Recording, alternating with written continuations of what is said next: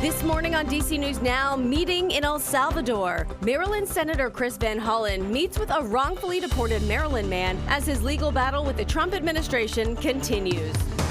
Temperatures soar into the upper 70s for your Friday afternoon, and these warmer temperatures will be sticking around for your holiday weekend. Meteorologist Jackie Layer has the latest.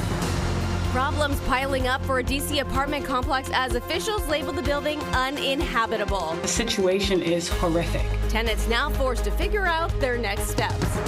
A zoo break-in in Virginia. Police searching for two suspects causing thousands of dollars in damages. And Gen Z swapping their physician for their phone. They call it a feed for a reason. You consume, consume, consume. Why younger people are turning to the internet for medical advice. You're watching the station covering all of the DMV. This is DC News Now.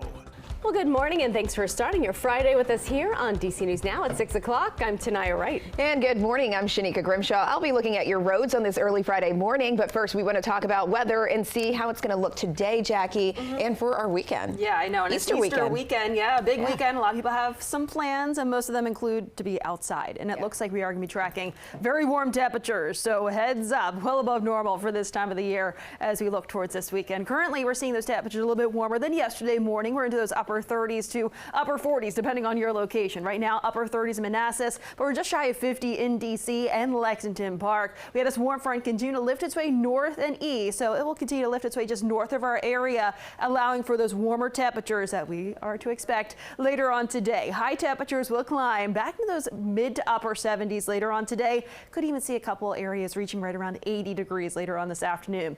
We'll see that breeze picking up. It'll be a warm breeze, mainly out of the south. That could be between 10 to 20 mile per hour. Sustained winds, some gusts right around 30 miles per hour. But highs today right around 80 in DC, but a couple of those 80s on this map. We'll see more 80s on this map for tomorrow. More details on that and that Easter weekend forecast coming up. All right, thank you, Jackie. Now heading out on the roads here. Here's BW Parkway heading southbound. This is right near 198, so we have a serious crash and investigation along this stretch. That's through Laurel, right between 197 and Powder Mill Road. So past this point, you're not going to be able to get through. I do believe traffic now is being diverted off near 198, so you can see traffic is really moving slow at this hour. So again, this stretch along BW Parkway, that's through Laurel. Heading northbound right in the same area, you could still just be seeing some rubbernecking delays right in that area there. I would avoid BW Parkway through Powder Mill Road, through Laurel, Greenbelt, in that area there. For the rest of your commute, Fort Washington near Livingston Road, Indian Head Highway, we have this one crash, and that is going to be closed heading southbound. Well, breaking news this morning, a Prince George's County police officer in the hospital after being hit by a vehicle earlier this morning in Fort Washington. Now, this happened about 3:30 this morning as police were investigating a separate crash on Route 210. The driver remained on the scene. Police say he is in serious condition. At this time, there are road closures on Route 210 between Washington Road and Swan Creek Road. This is a developing story, and we will continue to bring you the latest.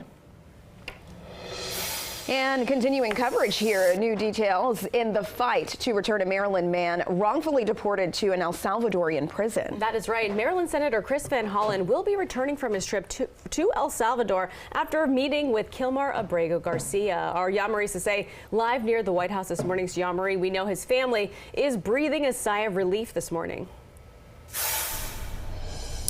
Yeah, they definitely are. It's been a month since Kilmar Abrego Garcia was wrongfully deported to El Salvador, and yesterday offered the first real sign that he is alive and well. Take a look at this photo. This was him and Senator Chris Van Hollen sitting at a table in El Salvador. In a post on X, the senator says, "My main goal of this trip was to meet with Kilmar. Tonight I had that chance. I have called his wife Jennifer to pass along his message of love. I look forward to providing a full update upon my return." Now, in another post on X, the vice president of El Salvador said now he's been confirmed healthy. He gets the honor of staying in El Salvador's custody. Now, El Salvadorian leaders and the White House have said they do not plan to return Abrego Garcia back to the U.S. despite him being mistakenly deported. And the White House claims he has ties to the MS-13 gang. And actually, the Prince George's County Police Department actually released a statement saying, according to their records, in 2019, Abrego Garcia and a group of others were stopped by police and interviewed. They had traits associated with the MS-13 gang, but no arrests or charges were made, and they had no further encounters with Abrego Garcia. And just not too long ago, the U.S. Supreme Court actually unanimously voted for the Trump administration to facilitate his return, and the White House is currently refusing to do so. So now the real big question is, will Abrego Garcia ever be able to come back to see his family? Now, Van Hollen says he's expected to fly back into the U.S. today, and will give an update after he had his meeting with Kilmar Abrego Garcia. We're now reporting here in Northwest D.C. I'm Yalmarissa Say, DC News Now.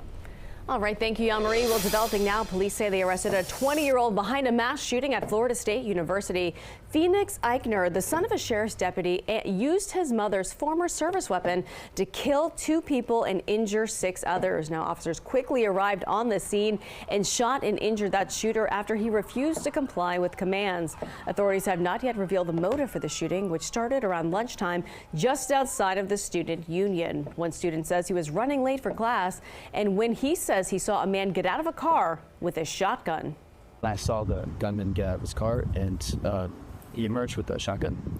And there was another boy wearing a white polo shirt who I saw him take aim at him. And apparently, as I heard from him later, he pulled the trigger, heard a click, and the gun didn't go off. That he rushed back to his car and then emerged with a handgun. Now, President Trump has been fully briefed on the shooting. He said, quote, "It's a horrible thing. It's horrible that things like this happen, that things like this take place." And Prince George's County State's Attorney Aisha Braveboy is responding to the shooting. In a statement, she writes, in part, "I pray for the loved ones of the victims and for a speedy recovery for the individuals who were injured. Gun violence is unacceptable, especially on a college campus where students, professors, and others expect to be safe and focus on education." And turning now to Virginia, a townhouse fire in Woodbridge, leaving 1 man dead. This happened yesterday morning on Madrigal Drive. Prince William County Fire and Rescue identified the man as 73-year-old Narinder Jain. Neighbors say the man lived at the home alone and often kept to himself. Fire crews say the circuit breaker for the home's smoke detector was in the off position. They're urging community members to make sure to have on and working smoke detectors in the home. Neighbors say this is all heartbreaking. It's kind of sad to see something like that, and the firefighters they were working, but all the smoke that come out, you know, it really break my heart. The cause of the fire and the victim's cause of death are under investigation. Firefighters say if you're in need of smoke detectors, to contact the fire department. And a Maryland man has pleaded guilty to being part of a massive swatting ring. Now, investigators say the 19-year-old from Hagerstown called in false bomb threats in school shootings across the country. Now, those calls would send a large-scale emergency response, compromising the safety of numerous communities. Owen Jabro admits he helped create an online group called Purgatory. They would use social media to coordinate swatting attacks, including threats to burn down a trailer park in Alabama, of a shooting a teacher and students at a high school in Delaware, and making false allegations of murder and bomb threats at Albany Airport. Jabro is scheduled to be sentenced sometime in July.